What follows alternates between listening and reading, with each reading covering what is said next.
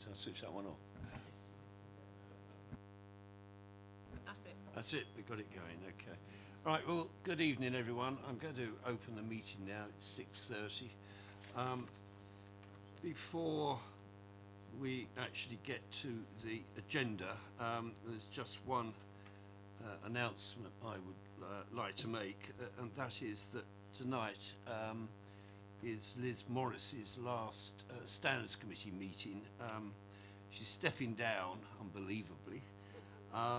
She's been a member of this committee since 2008, and since then she's played a magnificent role in the work of this committee, not only here but outside of this committee in other work that some of us get involved in, which I think we're more famous for than anything else. I think I won't say the word complaints. So I'd like just to place on record tonight our grateful thanks as a Standards Committee to Liz for everything she's done, and above all for being such a wonderful colleague to us all during the time that she's been here. And I have to say to you, Liz, in not seeking reappointment, whoever follows you will have a very hard act to follow. Okay. And my own personal thanks to you for all the kindnesses you've shown to me during the time I've been here. So thank you very much.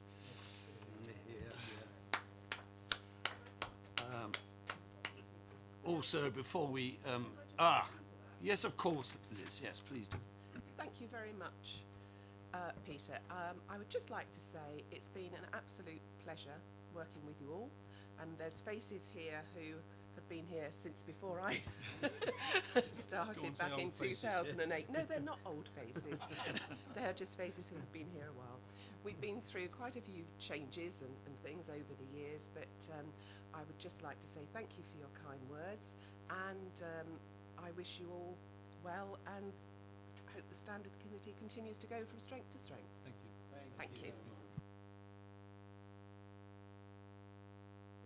Right, okay. Just one other thing I'd like to say. I'd like to just welcome Mr. Ian Ball, who's the new Director of Borough Development, who has come along just to see how a committee works, a rather unique and arcane committee, I might say to you, Ian, but if you've got to have a night out in Basingstoke, I can't think of a better place to go. So please enjoy. Right, moving on to the agenda. Item 1, apologies. I've had apologies from Councillor Terry Reid and Councillor Joe Slimming. That's all on that front. Item 2, declarations of interest. As before, I'm going to declare an interest in item 5 because, as I think you all know, I am a candidate for reappointment as a ISA, and so it would be totally inappropriate for me to remain in this room while you're discussing recruitment matters. So I will go next door when we get that, and I will ask Councillor Putty, the Vice Chairman, to take that particular item. Chairman, I think I need to declare an interest, although I'm not seeking reappointment at the moment. Whatever you decide tonight could well impact on if I want to stand again. So I don't see how I can honestly take any independent part of saying what the process will be, which will affect me.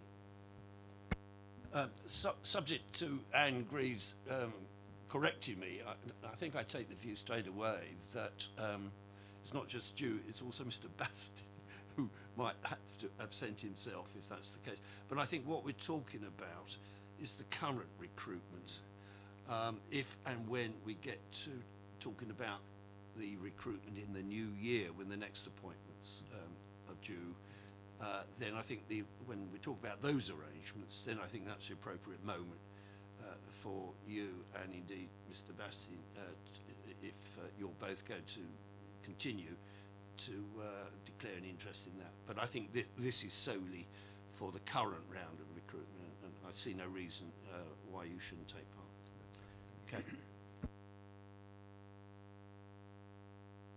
Right, item 3, urgent matters. I don't know of any. No, good. Item 4, minutes of the meeting held on the 10th of June. This is just for factual correctness. Does everyone agree that I should sign these as being an accurate record? Thank you very much. Agreed. Right, okay. Right, item 5. As I've said just now, this is where I leave, and I'm going to hand over to Councillor Putty. Thank you.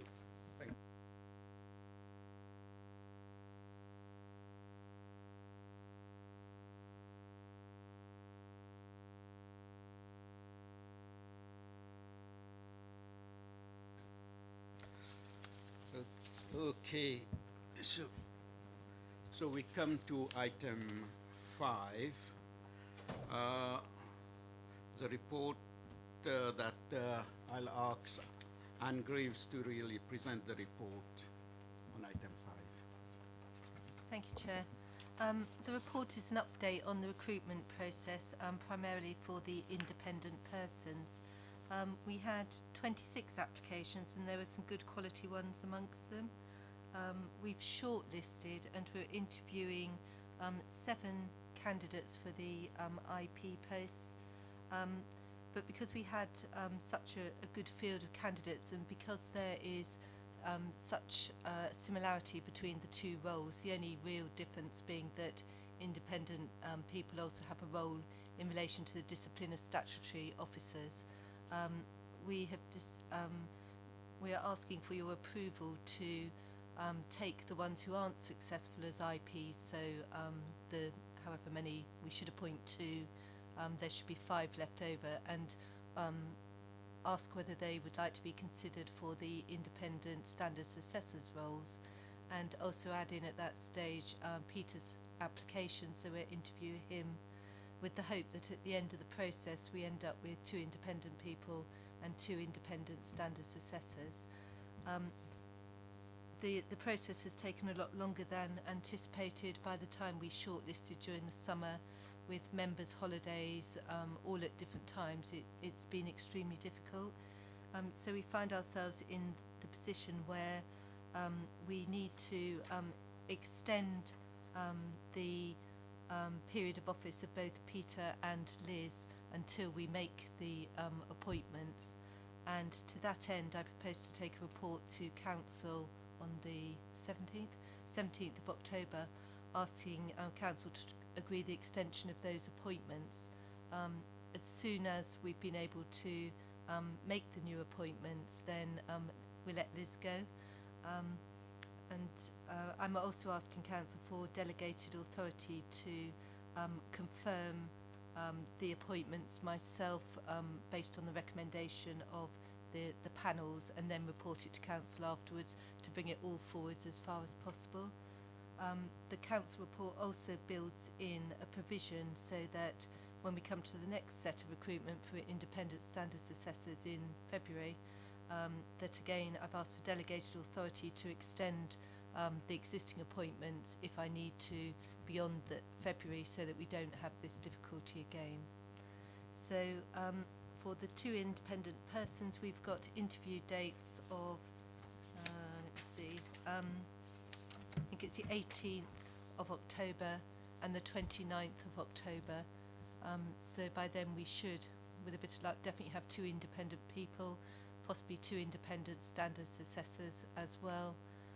Provided Council give me the authority to be able to confirm those appointments, we should be able to bring it to an end at that point. Liz has kindly agreed to stay on until I can appoint, and she's also agreed to step in on one complaint matter where I need to convene a hearing panel, which we'll talk about in the next item. I'm happy to take any questions.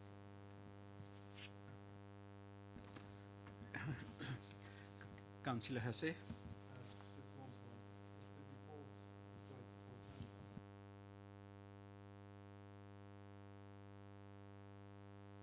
Every time you got the plural of ISAs, you put in a possessive, put the apostrophe in, which is grammatically incorrect, and legally I would expect means something quite different as well. So if we could get that correct, please. That report. sorry. That particular report isn't going to full council. There's a separate report, but I'll certainly check my grammar on the separate report. Councillor Evans. Not councillors. Oh, sorry. Mr. Evans.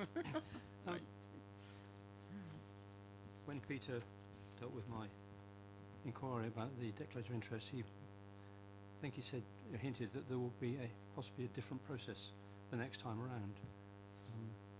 If that's the case, time is short. If you're telling me you're going to start advertising February or so, because I have ideas of how we could streamline it even more, but I don't want to start now because this is a paper for the current situation. But if you were saying, I think about February, March, then we're not going to have much time to think about it, are we? How many meetings are we going to get in between now and then?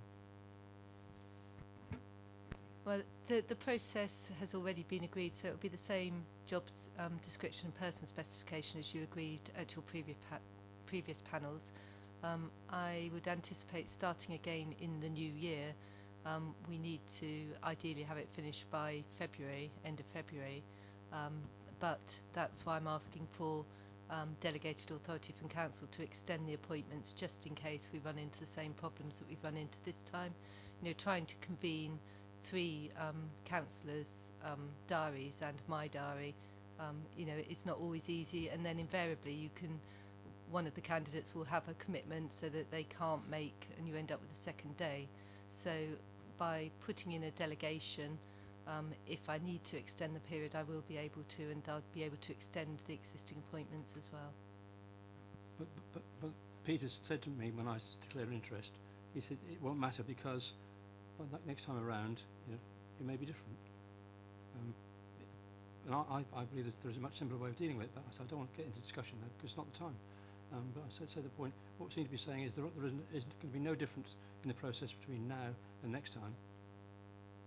Well, maybe I should do, my interest should be quite noted if it is that if I decide to stand, it's going to be the same as we're discussing tonight.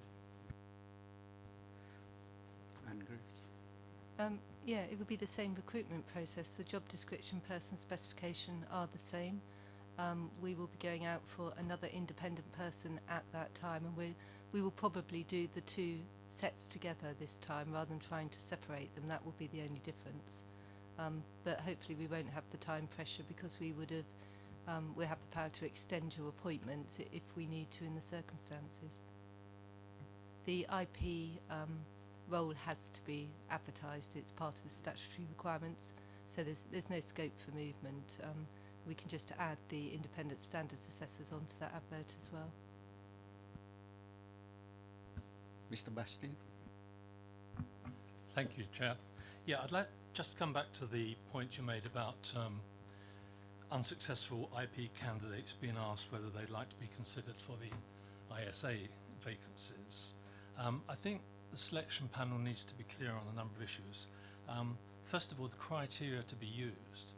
In other words, would you go to all unsuccessful candidates or just to the near-miss candidates? You would need to advise candidates that the allowances being paid are considerably less than those advertised for the IP posts. And the fact that the role is significantly different. This is always underplayed, I find, because ISAs sit on the Standards Committee, here we are. They consider complaints against councillors and make recommendations on decisions, whereas independent persons provide advice. So there's quite a quality of job there. It's not just, oh, you haven't got this job, so what about that one? You know, I think that distinction needs to be made pretty clear when these offers are being made. It is, we will only approach those that we've interviewed for the independent person post. I'm not going back to all 26, you know, it would just be those. But we will do a fact sheet to be given to them at the interview, advising them of the difference and then asking them to come back and confirm whether or not they want to be considered for those posts as a substitute.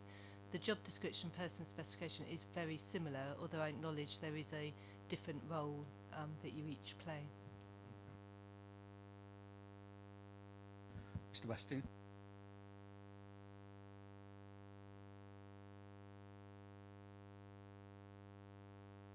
Councillor Curzon.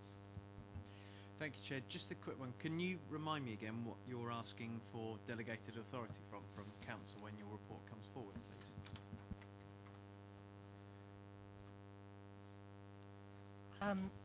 Firstly, to extend the appointments of Peter and Liz until completion of the current recruitment process for independent persons and independent standards assessors, so whatever date we finalise it.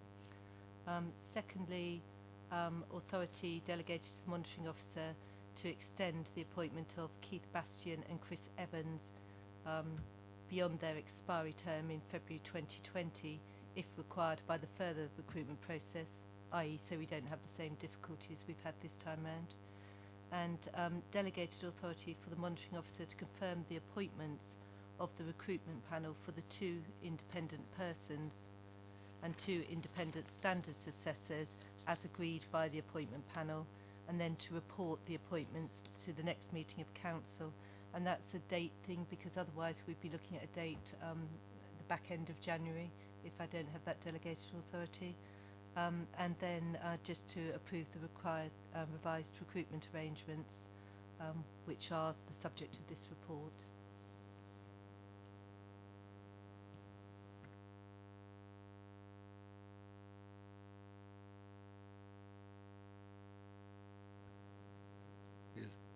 Is that okay? Any further comments? No? So, we do need to accept that the process is going to be that we are giving the monitoring officer delegated authority to recommend the recruitment panel's appointments to full council and agree to consider unsuccessful candidates from the IP interviews be given the option of being considered for ISA's post. Are we going to make some addendum to that particular for the ISAs within the criteria that we have got? No. Is that accepted? Yeah.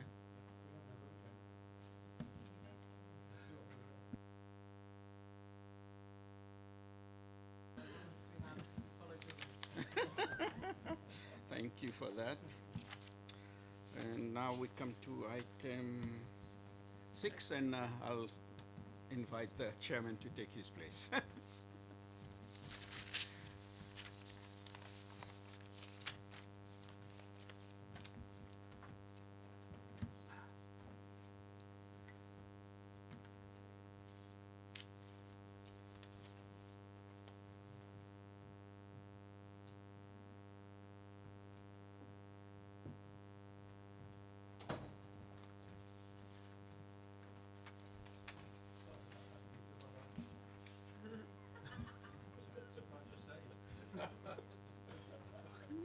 Get ready.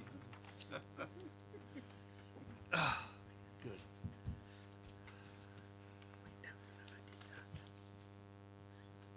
Oh no, we didn't. It's true. Never mind. It's too far out.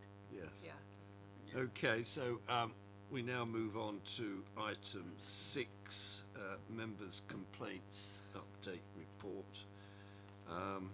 What I'm proposing to do is to move the motion under the Local Government Act to go into closed session because in my view we may well be discussing confidential matters. So do I have a proposer? Thank you, and a seconder. Yeah, thank you, thank you. Right.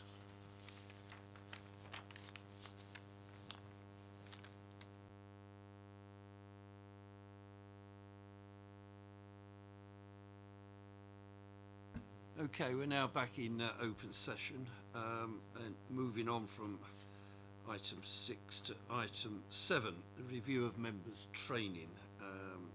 Anne, would you like to just give us a report, please, on where we are with training? Thank you.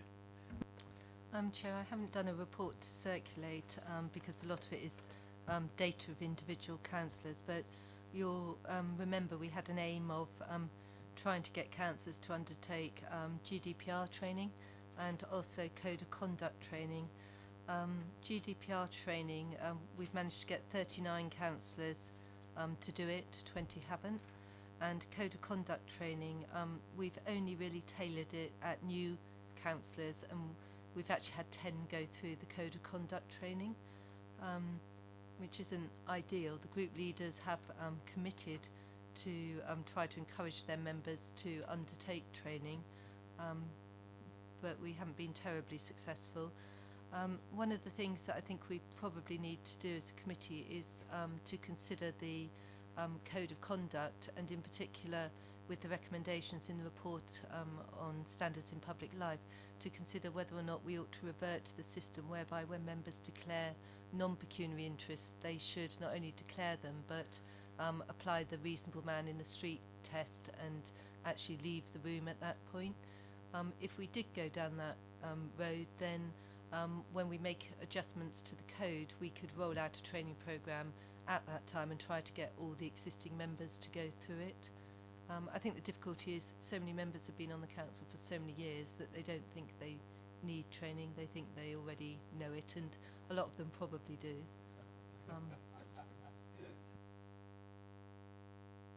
I'm not cynical, but I agree with that. Yeah. Anybody else got any comments on training? Yeah. Okay. Thank you, Anne. Item 8, dispensation requests update. No dispensation requests have been received, so presumably, Anne, you've nothing to say. Absolutely, yeah. It's axiomatic, yeah. Okay. Item 9, Standards Committee update on Standards in Public Life report. Again, Anne, do you want to introduce this item, please? Chair, there's not really much to say. It lumbers on, but with no great speed. Paragraph 2.2 of the report just is from their own annual report. This is from the annual report of the Committee for Standards in Public Life, which just shows how they progressed their recommendations. And you'll see they've spoken at a number of venues about, promoting their recommendations. But the real problem is there's no timeline for the implementation of the recommendations, and of course that's due to Brexit. So I think until we get over the Brexit crisis, the recommendations that require legislation aren't going to come forward anytime soon. But obviously we are trying to comply with the best practice recommendations, so where we can make changes, we will do. Yeah, can I just make 2 observations?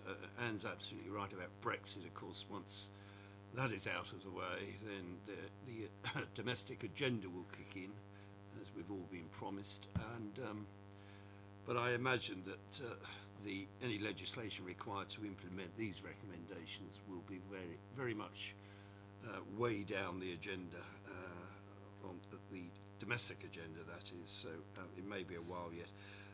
I just noticed on the best practice recommendations, the committee says here they intend to review in 2020 council's take-up of best practice recommendations. I just wanted to say that at the last meeting in June, we agreed to reconvene our working group to look at the, I think it's 15 best practice recommendations. That hasn't happened, but I'm hopeful that we will reconvene on the 17th of this month to have a look at these, and then we can consider a report back at our next meeting on the 6th of January to this committee. So hopefully that will take that forward, and then we'll be nicely in time when the committee ask councils how they're getting on implementing or not their best practice recommendations. Right. Councillor Hussey. I think I may have misheard you. You said when we reconvene on the 17th of this month.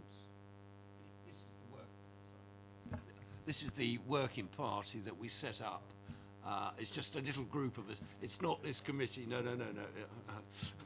It's not that exciting. No, it's our working group, which we should have reconvened between June and now with a report on this agenda, but we didn't manage to do that. So we're going to do it on the 17th of October, hopefully with a view to making the agenda of the Standards Committee on the 6th of January. Okay, anybody else got a view on that? No? Okay, good.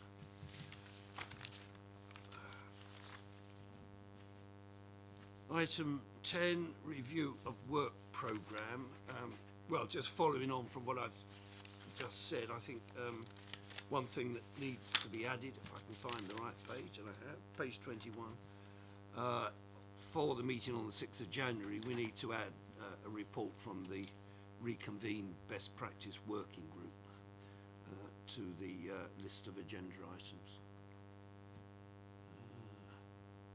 Anybody else got any ideas, views of issues they'd like to see added? Councillor Putty. Chairman, just really to let the committee know who are the members of the working group, please.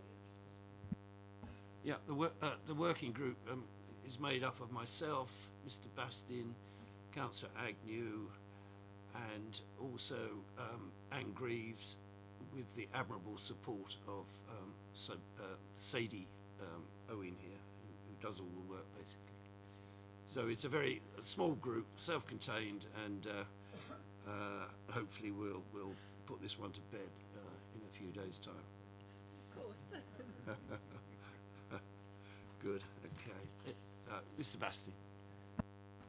Yeah, just looking at the agenda, proposed agenda for the 6th of January, should there also be on there a report back on the recruitment of IPs and ISAs, which will have taken place in November or so, and also looking forward to February and what the plans are for that second round of recruitment?